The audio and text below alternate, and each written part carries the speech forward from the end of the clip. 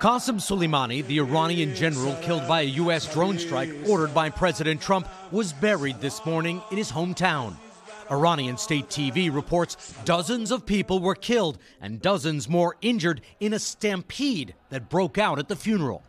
Amid the crushing sea of mourners, the head of Iran's Revolutionary Guard making explicit threats, saying, "We tell our enemies that we will retaliate, but if they take another action, we will set ablaze the places that they like and are passionate about." President Trump has offered up threats of his own, saying if Iran does retaliate, the U.S. response could be disproportionate, with strikes inside Iran, even against cultural sites. But his own defense secretary directly contradicted the president, acknowledging the laws of war prohibit attacks on iconic cultural heritage.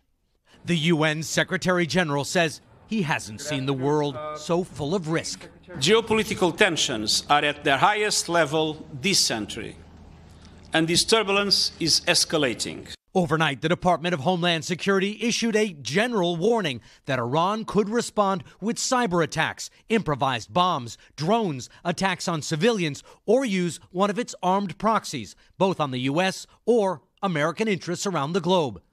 Nothing specific, but a clear expression of concern. The U.S. is sending in several thousand more troops to the region as reinforcements. In Baghdad, troops are hunkering down, suspending training missions, and creating some confusion. The Pentagon last night scrambled to correct a letter that strongly suggested all U.S. forces would be leaving Iraq for onward movement. Defense officials said it was poorly worded and a mistake, saying only a few hundred trainers and administrative personnel are leaving Baghdad for safer areas, mainly in Kuwait.